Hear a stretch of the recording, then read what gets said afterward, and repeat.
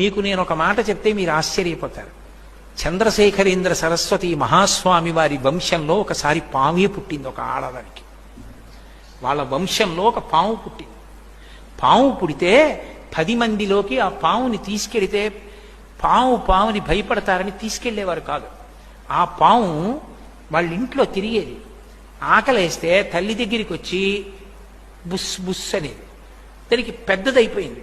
పాలు పట్టడం ఎలా అనుమానపడి వాళ్ళు రోట్లో పాలు పోసి చల్లారబెట్టి అది వచ్చి పాలు తాగడం అలవాటు చేశారు.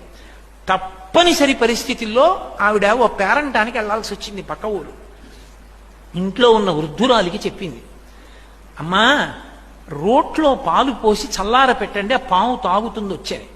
ఆ పాము వచ్చి పాలు తాగుతుందని తెలిసి కూడా ఇంట్లో వృద్ధురాలు మరుగు పాలు పోసింది. ఈ పాము తిన్నగా వచ్చి రోలిక్కి పాలు రోజు తల్లి పట్టడం అలవాటు, ఆ పాలనుకుని తాగబోయింది. నోరు కాలిపోయి గిలగిలలాడి గబుక్కులు పడిపోయింది. ఆ కన్నంలో పడిపోయింది. పడిపోవడంలో చచ్చిపోయింది. శరీరం వదిలేసింది. తల్లి వచ్చింది. కడుపులో పుట్టిన బిడ్డ చనిపోతే ఏడిచినట్టు ఏడ్చి అంచేష్టి సంస్కారం చేశారు. చేస్తే కల్లోకి వచ్చింది. ఇకపైన పావుల విషయంలో మన ఇంట్లో ఈ జాగ్రత్తలు తీసుకోవలసింది అని కలలో చెప్పింది.